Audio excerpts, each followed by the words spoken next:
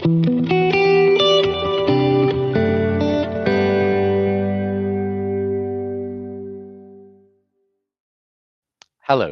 and welcome to this edition of the Clarendon Chronicles podcast.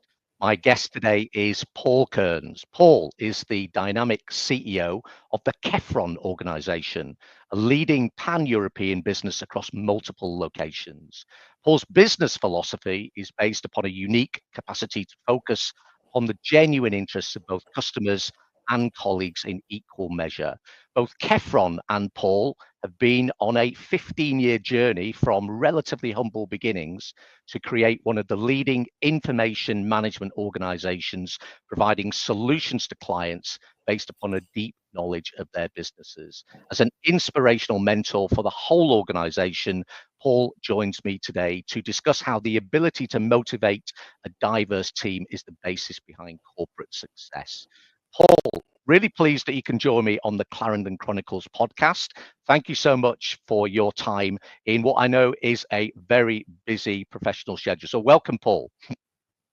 Thank you, Jeremy. Pleasure to be here. Looking forward to chatting with you today. Thank you very much, Paul. As I mentioned in the introduction, you have built a substantial information management organization in a really developing sector from, I think, pretty much a standing start over the last 15 years. Can you tell us a bit more about the Kefron organization, how it started, its markets, and what your customers look like in your sector? Yeah, so actually it's 35 years, would you believe, Jeremy? So 35, wow, yeah. 35 years old in November. So we are a family business, second generation business, and we started, as you say, quite humbly back in Foster's Avenue in Dublin, Ireland, where we started a self-storage business back in the 80s. And the business has grown and moved into different sectors over that period of time. And I liked, you mentioned, I've built the business over the last 15 years. Well, I think it's more we. So collectively, our customers and our staff and our other stakeholders have been a big contributor. And I'm just a lucky one that gets to sit here and talk to people like you and boast about how great Kefron is. Yeah. And you mentioned then, so 35 years ago, you were a self-storage business. So for me and the listeners, that self-storage, so that's storage of physical stuff, basically. Is that right? Yeah, I mean, for your UK listeners, I guess that would be something like the Big Yellow, where you can store your goods. So in the winter, you might want to store your summer furniture. In the summer, you might want to store your skis or whatever it might be, or whatever you're into. So yeah, we started that back. My father and his long-term business partner, Tom Heffron, started that back in the 80s in a small little industrial estate in Dublin. And that business, I guess, very quickly moved into records management because, you know, our clients in the self-storage business ultimately at that time weren't essentially, I suppose, consumers. They were more businesses. So we moved into storing their documents in individual units. And then obviously that business grew and evolved into what it is today. And we still have a very significant self-storage business under a different brand called Nesta. So yeah, we've gone sort of full circle with where we've come from, I guess, you know, and it's been a interesting journey working with my dad for a long time, but a really challenging one, but a really good one as well, I think. I think it's fascinating that you mentioned self-storage, because if I fast forward to today, and I was fortunate enough to do your LinkedIn Live webinar on a subject which was the information management, information storage, and processes for example, accounts payable. How do you go from being a self-storage organization of physical stuff like things for the summer into being a technology-led, process-built organization? Was there some kind of lightning moment, like, you know, light bulb moment there, which you thought, do you know what, this is the sector that we're going to be in?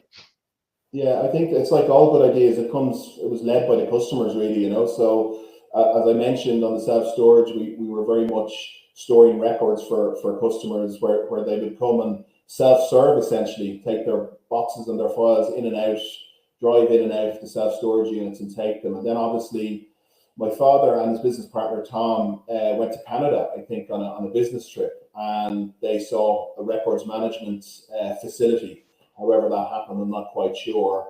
And we then doubled down and went very focused on records management, so specifically targeting businesses to store their confidential information off-site rather than in their offices, so they could use their offices to put bums on seats, for want of a better word. And the business really grew from there, and it really took off. I guess we were sort of on a crest of a wave back in the 80s and early 90s, where office real estate, both in the UK and Ireland, was at a premium, and people wanted their records offsite rather than in a storage cupboard in an office, or in an office, if you like. So that's really how we evolved into the records management, and obviously then records management, you quickly start looking at other things you can do with records, and the obvious one is digitization. And as the business grew, more and more people wanted to get their hands on information quicker. So one of the ways of doing that, of course, is through digitization and using technology to get that into their hands rather than getting the physical piece of paper into their hands. So we quickly moved into digitization, and then I guess 2014, 2015, when we looked at our business, the amount of paper being born digitally was growing. So the amount of paper coming into storage was reducing. And while the business would have been used to double-digit growth and was still growing, but albeit in high single digits, we needed to look at ways of how we could build a business to complement our records management business, essentially. And what we looked at was process automation, I guess. And what we fell on through customer engagement, I guess, and understanding what the customer needed, was around the finance function, and specifically the accounts payable function within an organization. And we started that business in 2019 under the Kefron brand, called Kefron Digital, and we're continuing to grow that business now internationally. So we've gone full circle, I guess, self-storage, into records management, into digitization. We had a very large shredding business for 20 years as well, called Shred It, which we sold back in 2012. And we've now gone full-blown into technology and process automation, I guess, for our clients.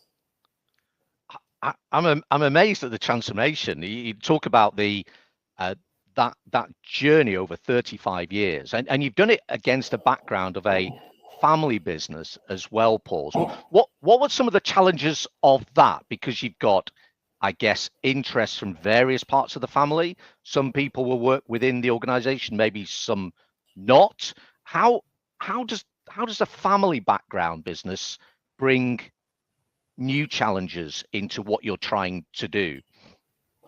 Yeah, well, we've got the added complication of it's two families, right? So my family and the Kefron family own the business equally. So, we've got 10 shareholders, and of course that presents challenges. But I think when I think back to my youth, and I suppose what my dad Michael and his partner Tom put in place to make sure that we had a sustainable business and a business that could, stay the test of time, they looked at things like family business constitutions, and they looked at, robust shareholders agreement being put in place when we were kids.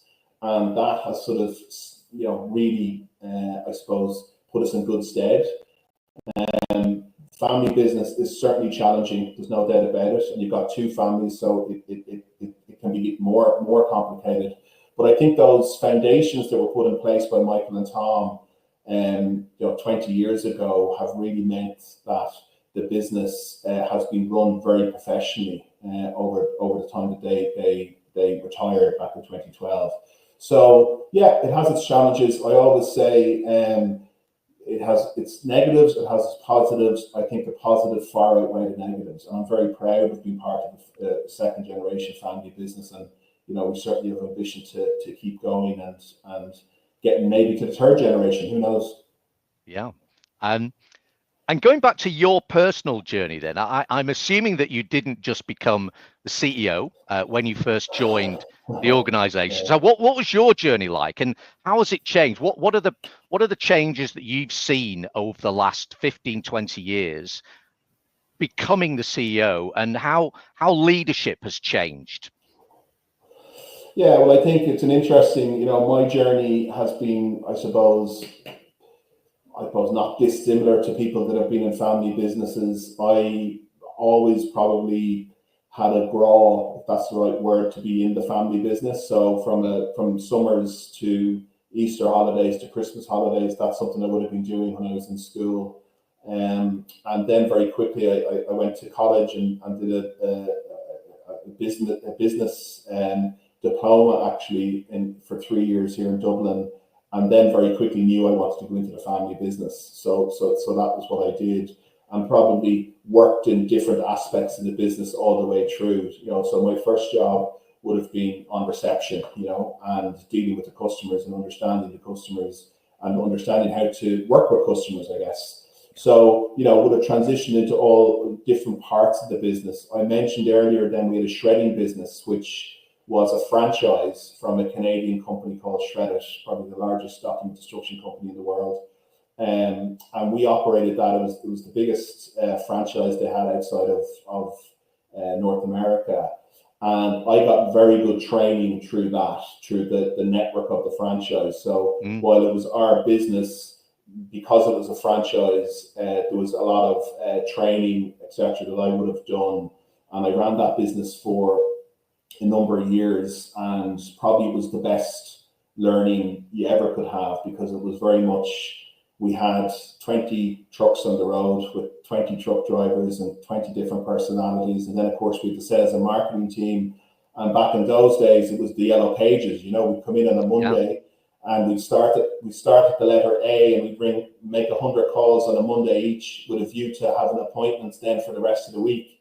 And your target was to win 2 new customers a week, And we did that, and we built that business to over 3,000 customers on the island of Ireland. We were in North and South, and we didn't move into Great Britain with that, or into England or Scotland or Wales with that business. So it was very an Irish-focused business.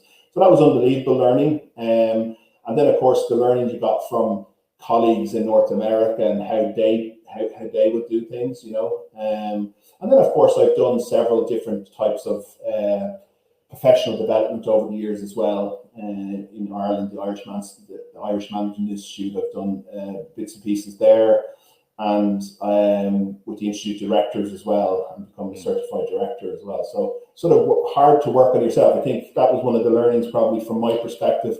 When I was younger, I probably wasn't interested in that professional learning, but as you get older, you realize how important it becomes. And so it's something that I'm a big advocate now, and we're a big advocate for it in Kefron as well, and making sure that our staff are getting the skills that they need to grow themselves, And we mentioned that in the intro, Paul, didn't we? Because you talk in the preparation for this, we've spoken about your desire to be a kind of CEO mentor, and how does that actually work in Kefron? How do you've gone through development? I'm a coach and a mentor, so I would say this anyway, but the idea that you suddenly stop learning when you finish school at 16, 18, 21 is just quite silly, really, if you think about it. And even now, getting to the stage of doing this podcast 3 months ago, I had absolutely no idea what I was doing completely. And, here we are doing podcasts. But so how does it work for you? And how many people have you got in Kefron? How do you offer them the opportunity for them to learn in your organization? So we're both winging it then, Jeremy, I think. Is that what you're saying? Well, we've got 200 people in the business. Obviously, our business is very, the ethos is very much around the family. So we care a lot about the employees. So we'd have multiple employees with multiple family members working in the business, and our attrition rates would be low. So when people come in, they tend to stay and move up with the organization.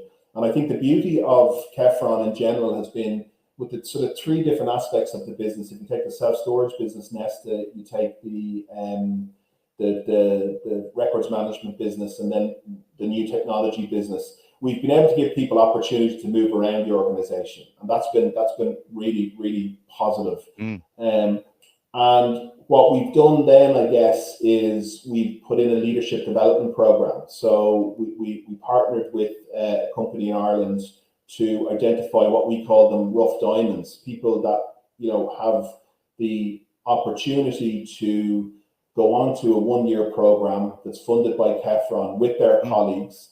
We apply a mentor to each of those. There's 14 people on each year, and they spend a year working with the mentor, but also with outside people like yourself coming in to coach them. And at the end of that, then there's a project that they have to present to the senior management team. And the senior management team then will pick a project or two projects or three projects that we believe that we can implement into the business. As an example of that, last year we looked at one of the people on the development program came back with a sustainability project and started to look at solar and started to look at how we could be more environmentally friendly to the business. And we've taken that project with this person leading it to try and implement it across the business, you know. So that's very much what we're about, I guess, you know. We don't say, oh, we're going to put X amount of turnover into training and development. We sort of deal with it as it comes, and I think our staff really benefit from that, and obviously, ultimately, we do, and our customers do also, you know. So that's how we empower the people in the business to, I suppose, get more involved, and it creates a stickiness with the employee and the employer as well. So we found that very beneficial.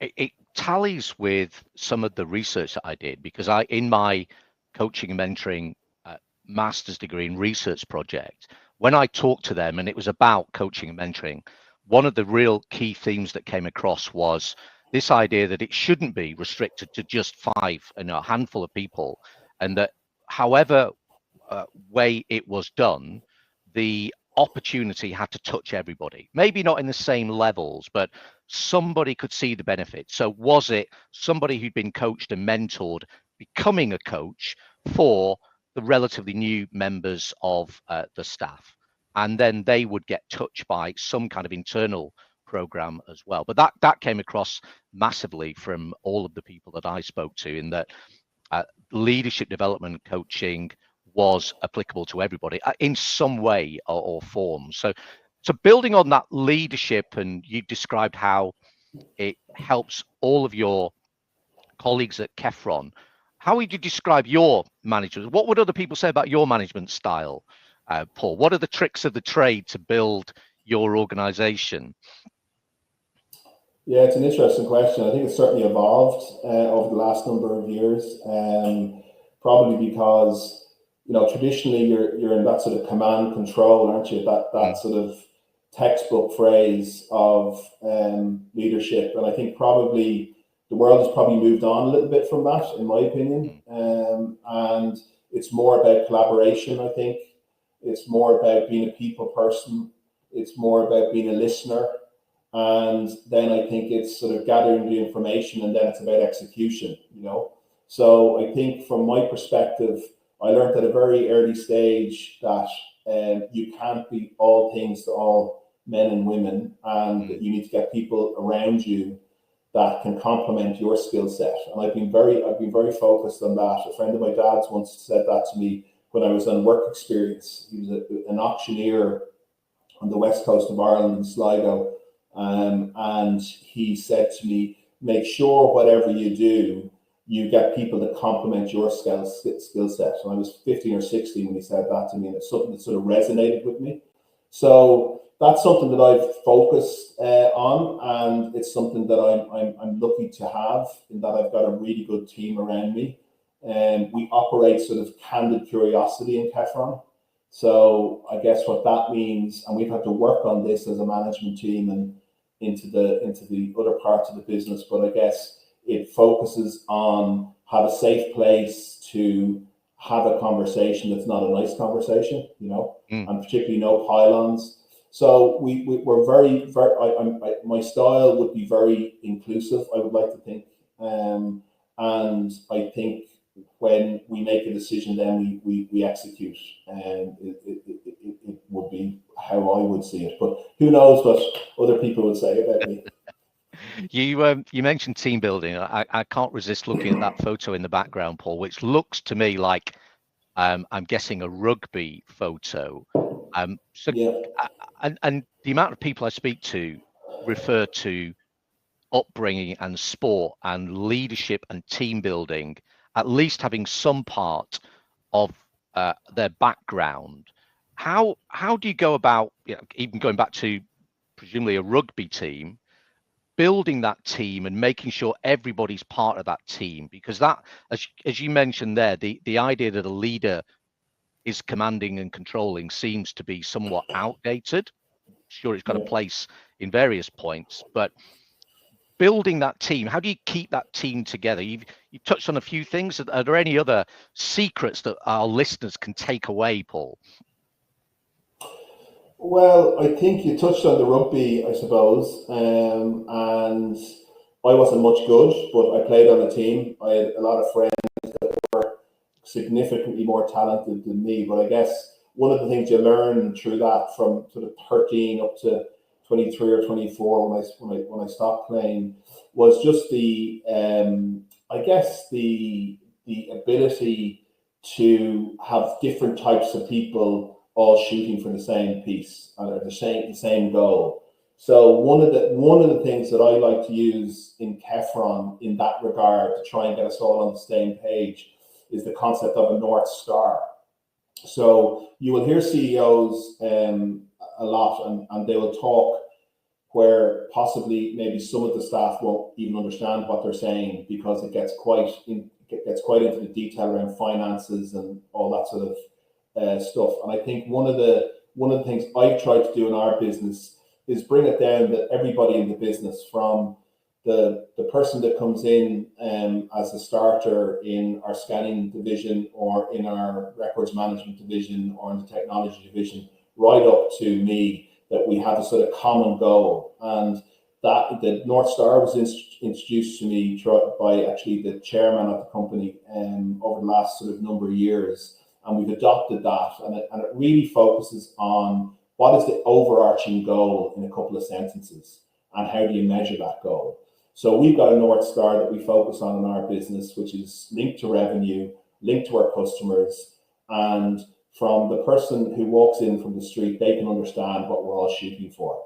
So when I stand up and we talk at the town halls on a monthly basis, that's what we talk about. That's what we update the business on. And we don't get into massive detail on the intricacies of management accounts and P&Ls, because if the North Star is on track, the management accounts and the P&Ls and the profit will look after itself. So that's one of the things that we use in our business, and I found that quite transformational in the business over the last number of years. I'm smiling, Paul, because you mentioned that maybe not everybody wants to hear about the financial performance. So coming from a CFO finance background myself, strangely enough, I always used to get the town hall presentational spot, which would be just after lunch. And it was amazing how many people had overrunning phone calls at lunchtime who just couldn't make my presentation. And I took the same view. I tried to do presentations, even on finance, as an executive, whereby I gave myself a challenge, which was, can I do a whole presentation without numbers? So how can I show graphs? How can I show strategic objectives linked to some kind of graphical analysis or pictures, and try to do it that way? Because quite frankly, I just came to the view that no one really wants to know what I've been doing for the last 6 months or so. They just want to know how it impacts them and how it impacts the organization. So I tried to do that. I think it's a great lesson to try and deliver there. And Paul, despite it being a family background business, you also have non-execs on the board as well. How do you navigate that? Because I'm a non-exec, and here I am. I give myself the leeway to ask all of those stupid questions now and get away with it because I'm a non-exec. How do you make sure that the challenge, the independent challenge still works around a board with that kind of background of your organization, Paul? Well, I think it depends on the person, right? But, you know, to give you back to the foundations of the business, Michael and Tom always would have had advisors on board and would have always had 2 to 3 independent directors on board. And I guess we have, over the last number of years, focused on bringing in, or I have, I suppose, brought in 3 non-execs to complement the board. Fundamentally, that's down to the shareholders as well, because it's important from their perspective that they're hearing an independent view of how the team is performing. So we've got Mark Ryan, who's the chairman, Fiona Flannery, who is an ex-banker, and then we've got Stephen Mackrell, who is a guy that's built and sold a number of businesses. And I think they can come in and help the management team run the rule over the business, but also give the shareholders some comfort that, you know, we're operating in the right way. And albeit we're a family business, and, you know, sometimes family business get a bad press. Who knows what's going on? But we very much focus on running the business like a corporate, and hence why we have the non-exec directors. I found them very beneficial to me personally, and from an advisor perspective, but also from the perspective of winning new business and potentially some of the doors that they can open through their careers, but also around the corporate governance piece, which is becoming more and more important, and much more important than maybe it was 20 years ago. And particularly in our business, where, if you can imagine, we're managing information for our clients, so GDPR and privacy and all that important stuff. We have put the process and procedures in place to make sure that we're top of our game with that. So it's an interesting, evolving dynamic, and I would recommend certainly to anyone that is in a family business or any business really, the power of a good non-exec is really important for your business to kick it on to the next level, in my view. I would agree, obviously, wouldn't I? Because I do that role. But it's interesting because one of the I do some exec education work, Paul, and one of my first deliveries was to an extremely well-known retailer in the UK. I won't name who it was, but I said, can I share the generic discussion that I had with them?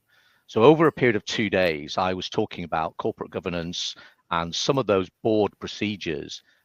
This was a 3 billion revenue organization with 27,000 employees, and having a chat with the owners, because it did have a family background. Before the delivery, I said things like, how do you run your board meetings? Answer came back, well, we don't really have board meetings. Do you have non-execs? Nope, don't have non-execs. What about your monthly executive meetings? Well, we all kind of work in the same office, so we don't need those either, actually. So not necessarily one size fits all. And as I say, this is £3 billion, and you would know the organisation if I referred to it. But what is a typical, your CEO, and again, lots of our listeners and audience will be aspirational C-suite executive directors. How do you carve up your week, Paul? What's really important to you over a typical week? And then at the end of it, how do you switch off? Well, I think the one-to-ones with my team are very important. They happen every Tuesday. So I have sort of 30 to 40 minutes with each of the management team, which at the moment there's six or seven. And so that's massively important. And then obviously, as we're working on our new business, and it's not new anymore, but it's very much in a growth stage, growing 40% year on year around the Kefron digital and the AP automation business. We're very focused on that. So there's a lot of my time is taken up on decisions and decision making around that business as to what we should and shouldn't do.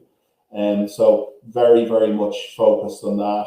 And then when I look at our traditional business, our document management business, we are introducing new services to that business around IT asset disposal and banking services, to name a couple. And so very much on the sort of growth side of that, and understanding how we're going to get those products and services into the client's hands. So very much focus on the growth and the strategy, I would say, and looking at sort of our horizons and where we're going to be further down the track. And then obviously I have a wider sort of responsibility to the 200 people that work in the organization. So there's always sort of coffees with new starters, and there's the leadership development program that I'll be working on as well. And then some time for myself, I suppose, around some professional development that I'm doing from my perspective. I think in terms of wind down, I've got 2 kids and a wife. So like anyone, once you get home, I suppose that takes over, which is a good sort of way of departmentalizing, is that the right word? Or just relaxing, I guess, you know, and then friends, family, sport when it's on, you know, that type of thing. No different than anybody else. I have no sort of great wisdom on what you should or should have been doing. Exercise, I find, is important. When I don't exercise, I think that probably is a place that is no good for anyone, my kids or my wife, or the people in Kefron either. So I try and do that a couple of times a week as well. What I take out of that, because this podcast is around, for those people in particular, how we can lead better, how we can manage leadership better, how we can manage teams better. So what I took immediately out of that, Paul, was you know, Tuesdays, 1-to-1, 6-7 people, doing the town halls. I think you said every 6 weeks or so, having conversations with new starters, doing the leadership development programs, and that is perhaps a little bit different maybe than when I started all those years ago in industry, when it was about just the numbers and getting but I think you did slip in there that there was I think you said 40% annual growth. 40, was that right? Yeah, on the technology business, we're growing 40% year on year, and that's a recurring business model as well. So it's challenging to scale that. And you know, my view on your point there, I'm all over the numbers because that's part of my job, of course. But I sort of believe that the people will get you there. You know, so if we can get the people following the North Star and steer the ship that way, I think it makes my job easier on the numbers. You know, so. We do invest time on the people side. We have a brilliant head of HR, Sarah Arthurs, who really has been instrumental in transforming how we communicate and work with the team and make sure that they're all on the same page. But ultimately, you being an accountant or a finance background, I should say, you know, the numbers tell the story, right? And thankfully, our numbers are strong and healthy. And I believe that's down to a lot of the people that work in the organization to help us to deliver those numbers, you know. So a great position to be in, Paul. And what's next for Kefron? Because as I say, I did your LinkedIn Live with James, your brother, and we talked about the impact of technology on business models. You just described 40% annual growth on a established business model. So that sounds incredible growth. And I think I did pick up a LinkedIn post the other day that had North America in the narrative as well. So what's next on the 5-year plan for Kefron, Paul? Well, I think when you look at our business and you consider that we've got about 30 people working in London and the other 170 are working in Dublin, clearly our main office of operation in our traditional business is Dublin and Ireland, but we've got significant ambition to grow the new technology business further into the UK, but also to look at other geographies. And in the space we're in around, you know, business transformation in the finance function, the US is an obvious place for us to look for. English speaking, 6 hours on a plane to New York from direct flight from Ireland, all that sort of good stuff. And we've got a proven track record now. And you spoke to my brother James, who's instrumental in the delivery of the new business that we're winning in the UK and in other countries as well. We'd be mad not to look at the US. So next year is very much around trying to understand that market and what investments we would need to really go to the US and do it properly. And so that's one aspect of what we're looking to try and do. And that's very exciting for not just me, but for the people that work in the organization, because it gives them new opportunities. I think technology is ever changing, everyone's bored hearing that you have to keep up with technology. But I think, AI has really come in gusto into everyone's lives. And we have embedded AI in our products around extraction of information. And we will make further investments in that to improve our technology for our clients and ultimately give them a better experience. So we're very focused on trying to understand that and make whatever investment we need to make there. And then when we look at our traditional business, our core business, which generates the cash to make the new business possible, we'll continue to add new products and services to that customer base. We have 1,000 customers in that business over the last 30 years. And we will look at adding tools and services that will make, I guess, their lives easier, particularly around the handling of documents and physical information. So it's a very exciting time for us, and it's we're on a bit of a crest of a wave now where AI and transformation is very much the core of what organizations are looking to do. So we're very, very excited about what we can do with our business over the next 3 to 5 years. And I think that comes across amazingly well. I think what we've had in the last half an hour or so, Paul, is pretty much a masterclass in how to develop an organization, because you talked about how to develop all of your people.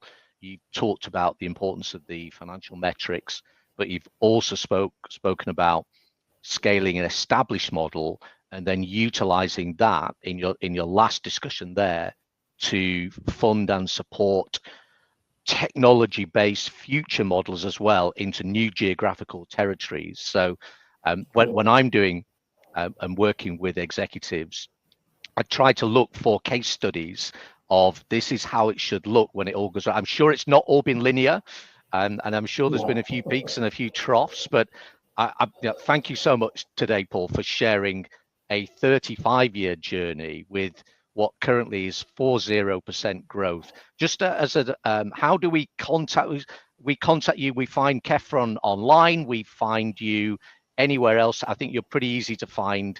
Kefron.com, yeah, and you'll get me there, or you'll get me on LinkedIn as well. Just throw my name in and I'll come up. There's not many Paul Kearns around.